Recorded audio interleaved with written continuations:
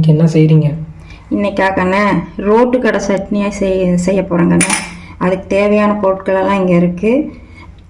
தேங்காய், இஞ்சி, பச்சை மிளகா, பூண்டு, கொத்தமல்லி தழை, உப்பு, இதுதாங்க இதுக்கு தேவையான பொருள். நீங்கள் தேங்காய் வந்து உங்களுக்கு தேவையான அளவு அரை மூடியோ கால் மூடியோ போட்டுக்கோங்க.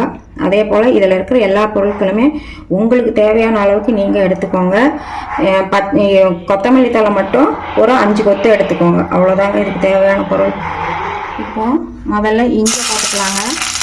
அடுத்து பச்சை மிளகாய் போட்டுக்கலாங்க. நம்ம இது ரெண்டும் நல்லா வணக்கணுங்க. இது நல்லா வணங்கினோடனே கொத்தமல்லியை போட்டுருணுங்க. அதை போட்டு ஒரு 2 நிமிஷம் வணக்கினா போடுங்க. இல்லை பச்சை நிறம் மாறாமல் இருக்கணுங்க. தேவையான அளவுக்கு பொட்டுக்கடலை போட்டுக்கோங்க.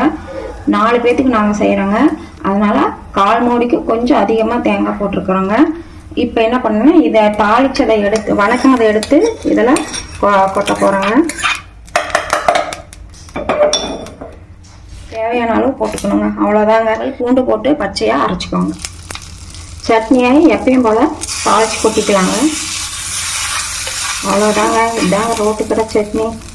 சுவையான ரோட்டு கடை சட்னி ரெடிங்க.